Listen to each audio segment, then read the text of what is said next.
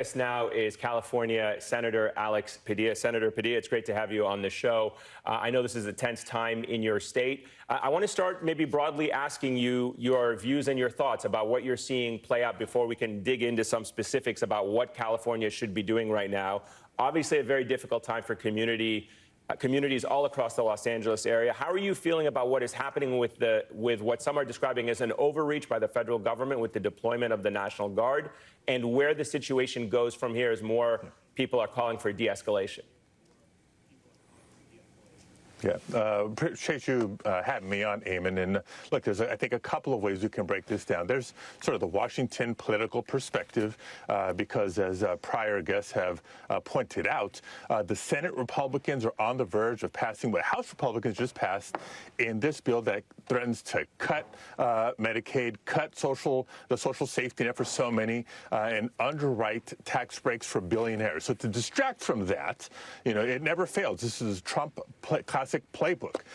He's not brokering peace between Russia and Ukraine. His tariff war has gone horribly wrong. So when all else fails, he demonizes immigrants again. These raids are not new. Obviously, we've been seeing them around the country for a few months, but increasingly with extremism and cruelty. And that's what people in Los Angeles are responding to. Again, as others have said, you want to focus on violent and dangerous criminals? Great. There's no disagreement there. But when you're going after kids that are dependent on life-saving treatment, when you're going after people in the workplace, in houses of worship, children in schools, that's a whole thing altogether. So in a diverse community like Los Angeles, there's going to be a lot of people who are passionate about defending fundamental rights and due process, and to speak up when they see that not being respected. And so for all the people in Los Angeles, I do say protest peacefully, but protest because Donald Trump wants one of two things. He either wants people to be quiet, to suck it up and ignore what's happening, let him do whatever he wants. That's not in our DNA. The other thing he wants is for people to, yes, maybe get out of hand so that he has the justification to escalate and increase the use of force. Look what happened in his first term. Look what happened on January 6th. We've got to call out the hypocrisy.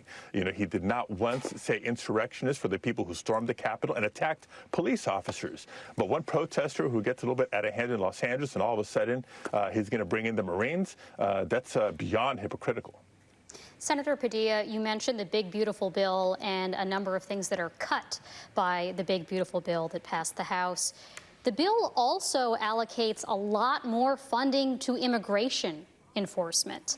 That's actually one of the big expenses in this bill.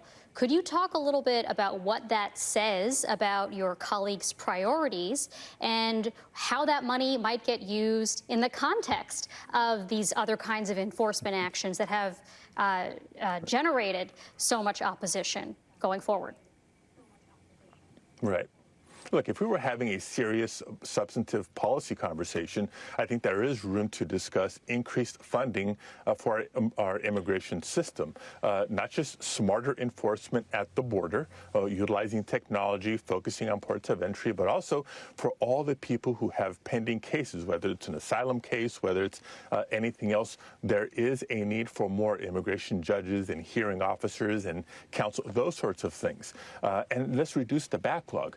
But what the Trump administration is doing is exactly the opposite, shifting it to complete enforcement and aggressive, extreme, cruel enforcement, for that matter, while the backlogs continue to grow because they've shifted resources away from those services and those programs. So happy to have a budget conversation, but let's be smart about where we're going to possibly invest more. But by and large, this supposedly big, beautiful bill, which is anything but, is nothing but increasing funding for law enforcement, for immigration enforcement, gutting so many other critical areas of the budget that working families across the country depend on, all to underwrite tax breaks for the most wealthy in America, including somebody like Elon Musk. You know, Donald Trump didn't like the headlines he was getting because of his fallout with Elon Musk. And so, again, what happens? He stages a crisis, manufactures a cruel crisis to try to change the news of the day.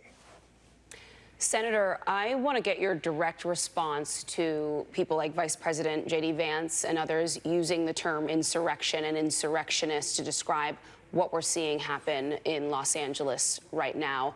Vice President Vance is a smart person. I imagine that he understands the signal he might be sending when he uses a word like that in an administration that has often downplayed what happened on January 6th. Your response to that and what that rhetoric represents in this country right now? Yeah, well, it's exactly that. It's rhetoric. I mean, if it's one thing that the Team Trump does have going for it, is they are masters of misinformation and disinformation. What's happening in Los Angeles is not an insurrection. What happened on January 6th at the nation's capital was an insurrection. So intellectual dishonesty is nothing new for J.D. Vance or Donald Trump or anybody in the White House right now. They should know better. They should know that in communities like Los Angeles and in other parts of California. Look, we are not just the most populous state in the nation, we're the most diverse state in the nation, home to more immigrants than any state in the nation, both mostly documented, some undocumented. But remember, folks, this is also the largest economy of any state in the nation by far, the fourth largest economy in the world, not despite our immigrant population, but because of our immigrant population who contributes so much as workforce, as consumers, as entrepreneurs. That's something to be respected, not insulted. Senator, I'd like to bring into the conversation Jacob Sobroff would like to ask you a question, our colleague in Los Angeles, who I'm sure you are very familiar with. Jacob? Senator Padilla, it's good to see you. And in full disclosure, obviously, you and I have known each other for a very long time. I first met you when you were a city councilman here in Los Angeles. You became a member of the California State Senate, the Secretary of State of our great state, and now you are the junior senator from the state of California. You're also a proud son of the Northeast San Fernando Valley, Pacoima, and a proud son, I think, relevant to the conversation we're having today, of two immigrants from Mexico who made their way to this country and raised a family in the Northeast San Fernando Valley. As the son of immigrants from Mexico and the senator from the state of California, I wonder if you could take us inside what people who have walked in the shoes that you have or vice versa are going through today, and what this moment means to both mixed status families, families that have immigrant parents in this country, when they see what's playing out on the streets of Los Angeles today. I know how much you loved your parents and what they meant to you. Yeah, look, you can't help but take this personal because you can relate to the story, because you can relate to the sacrifice, because you can relate to that journey. Not just me, my brother, my sister, my parents, and our family, but to everybody, frankly, in the community where and how I grew up, which is indicative of millions of families across the country. You know, my parents came in pursuit of the American dream, as so many have over generations. And my parents found it. My dad as a short order cook for 40 years, my mom cleaning houses, and to think that in one generation, someone like me can grow up in public schools in Los Angeles, go on to college, and one day represent our state in the United States Senate. But there's a reason why I left my engineering degree behind in 1994. It's because of the rhetoric I saw back then in California, very different than the California we see today. Governor Pete Wilson, at the time standing for re-election, down in the polls, turns to anti-immigrant rhetoric to try to seek re-election and divide the people. And it was because of that Proposition 187 that people like my parents finally took the steps to become citizens as opposed to just being long-term permanent residents, but also my generation choosing to get involved in government and politics and change the trajectory of our state. California is very different today, but it is just so heartbreaking and offensive that the rhetoric continues to this day, even more so because it's not just coming out of the governor's office in California, back then, not now, but out of the Oval Office. Our nation is better than this. Look to California as a way forward. Senator, the tweet from President Trump, which I'm sure you've probably seen, has referred to the city of Los Angeles as being invaded and occupied by illegal aliens and criminals, now violent insurrectionists. Mobs are swarming and attacking our federal agents. He talks about liberating Los Angeles. Los Angeles will be set free. I want to give you a chance to respond to that, but also the advice that you have for the Democratic mayor of LA and the Democratic governor of California as to what they should be doing in this moment as this president continues to escalate and agitate the situation on the ground there?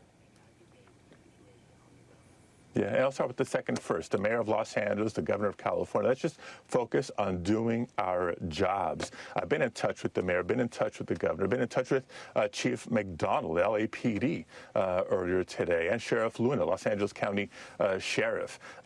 They look. Law enforcement on the ground knows the community, and the community knows LAPD and the Sheriff's Department.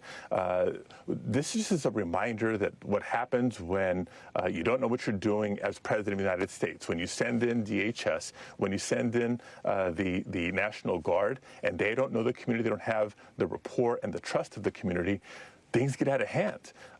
And then the federal officials are in the position of having to call in LAPD to help them bring the temperature down in a situation, or the sheriff's office in parts of the county outside the city of Los Angeles.